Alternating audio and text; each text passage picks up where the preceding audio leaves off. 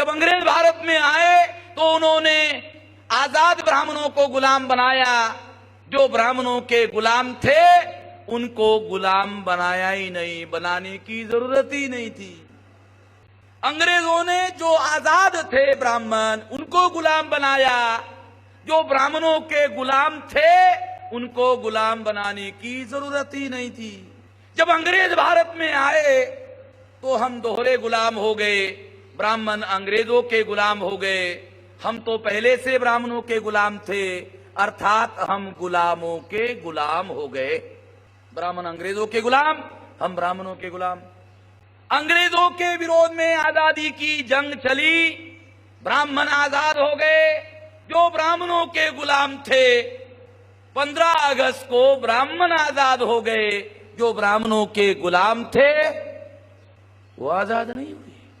ये समस्या थी। इस समस्या के लिए बाबा साहब अम्बेडकर ने अपने आजादी का आंदोलन अलग रखा था और अंग्रेजों को कहा कि ट्रांसफर ऑफ पावर को मैं मान्यता देने के लिए राजी नहीं हूं, मैं संविधान को भी मान्यता देने के लिए राजी नहीं हूं, ऐसे किसी संविधान को मैं मान्यता देने के लिए राजी नहीं हूं जो हम लोगों को संवैधानिक अधिकार देने के लिए तैयार नहीं है। हम ऐसे लोगों को, ऐसे संविधान को, ऐसे किसी संविधान को मान्यता देने के लिए राजी नहीं है। बाबा साहब अम्बेडकर, बंगाल से संविधान सभा के लिए चुनाव होता है। गांधी और कांग्रेस ने प्लान बनाया कि अम्बेडकर को अगर चुनाव में परास्त कर दिया जाए तो अंग्रेजों को समझाना आसान हो जाएगा कि अम्बेडकर के साथ कोई है ही नहीं, लोग ही नहीं है। अगर अम्बेडकर चुनाव में हार जाते हैं, गांधी और कांग्रेस ने प्लान बनाया। क्या प्लान बनाया? कि अगर अम्बेडकर चुनाव में हार जाते हैं तो अंग्रेजों को समझाना आसान हो जाएगा, अम्बेडकर के साथ कोई लोग ही नहीं है। जो थे वो कांग्रेस के साथ आ गए हैं, उन्होंने गांधी जी का नेतृत्व मान लिया है, ऐसा कहने का, बोलने का अवसर मिलेगा। इसलिए 46 को चुनाव हुआ और बाबा साहब अम्बेडकर महाराष्ट्र से चुनाव लड़ने की बजाय बंगाल गए। बंगाल के लोगों ने बाबा साहब अम्बेडकर को संविधान सभा पर चुनकर भेजा। जिन 4 जिले के लोगों ने, खुलना, जसोर, बोरीशाल और फरीदपुर के बंगाली लोगों ने बाबा साहब अम्बेडकर को चुनकर भेजा, बाद में गुस्सा होकर गांधी और कांग्रेस ने वो 4 जिले पाकिस्तान को दे दिए दंड स्वरूप। ये आजादी का जो लड़ाई है, ये लड़ाई, ये सारी कहानी, इतिहास जब तक नहीं समझोगे आपको कुछ पल्ले पड़ने वाला नहीं है, आपको कुछ समझ में आने वाला नहीं है। ये शह और मात देने का जो खेल चल रहा है, इसमें जो शह और मात का खेल खेल रहे लोग हैं, आजादी का आंदोलन का लड़ाई चलाने वाले जो लोग हैं, वो किसी को कुछ देना नहीं चाहते थे। और बाबा साहब अम्बेडकर ऐसे किसी संविधान को जिसमें प्रजा को अधिकार ना हो मान्यता देने के लिए राजी नहीं थे। जब बाबा साहब अम्बेडकर संविधान सभा पर चुनकर गए तो गांधी और कांग्रेस की वो योजना विफल हो गई और मजबूर होकर गांधी और कांग्रेस को बाबा साहब अम्बेडकर को मान्यता देना पड़ा। और इस तरह से बाबा साहब अम्बेडकर ड्राफ्टिंग कमेटी के चेयरमैन बनाए गए।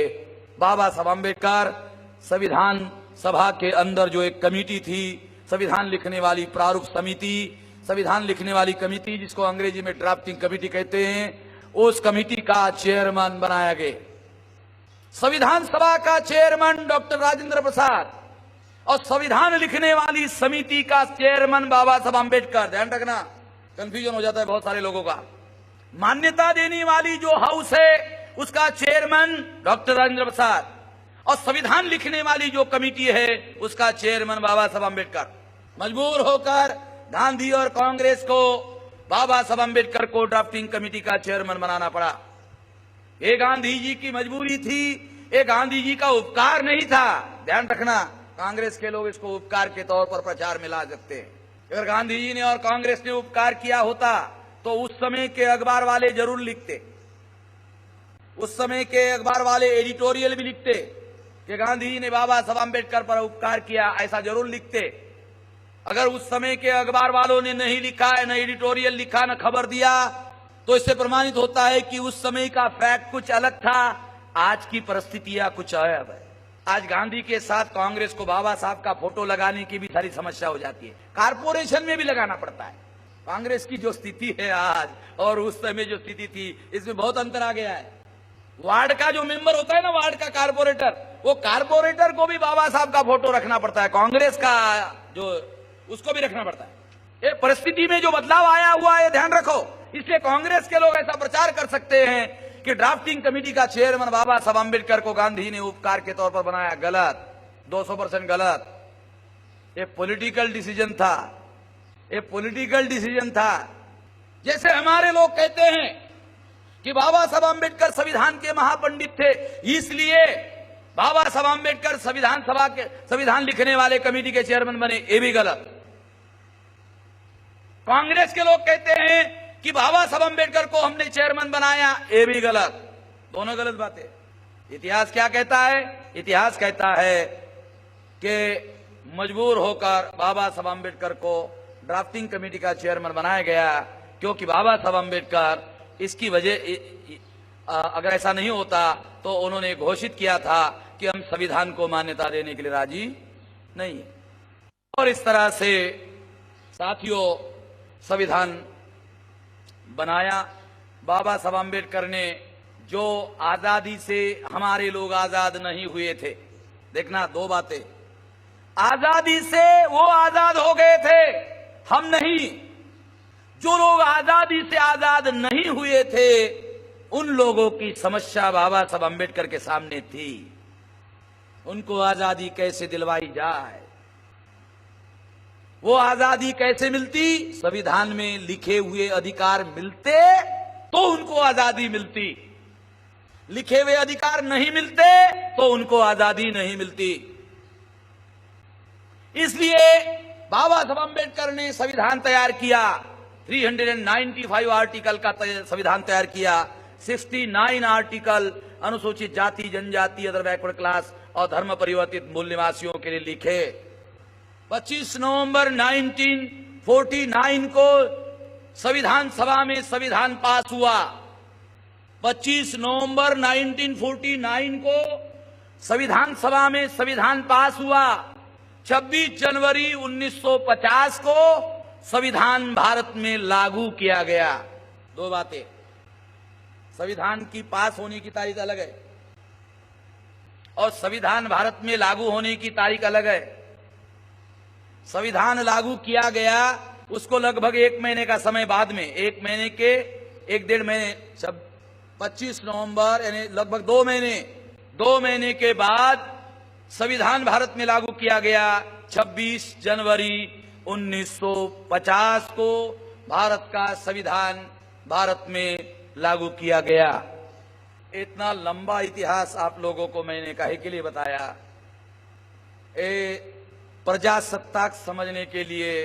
ये जो आजादी के आंदोलन में ये सारी बदमाशी चली, ये जिन लोगों ने बदमाशी चलाई, वो लोग क्या आप लोगों को जो संवैधानिक अधिकार मिले, उस संवैधानिक अधिकार के लिए वो जो सहमति ही नहीं थे, मजबूरी थी, जो सहमति नहीं थे, वो लागू करने के लिए आजाद भारत में उन्होंने जो बदमाशी की, उससे प्रमाणित होता है।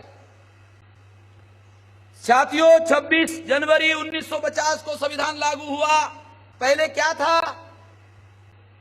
650 संस्थान थे, संस्थानिक राजा होते थे। 650 संस्थान थे भारत में, संस्थानिक राजा होते थे। राजा के घर में राजा पैदा होता था, रानी के पेट से राजा पैदा होता था। राजा अपने गद्दी का उत्तराधिकारी घोषित करता था। 3 बातें, राजा के घर में राजा पैदा होता था, रानी के पेट से राजा पैदा होता था, राजा अपने गद्दी का उत्तराधिकारी नियुक्त करता था। 26 जनवरी 1950 के पहले,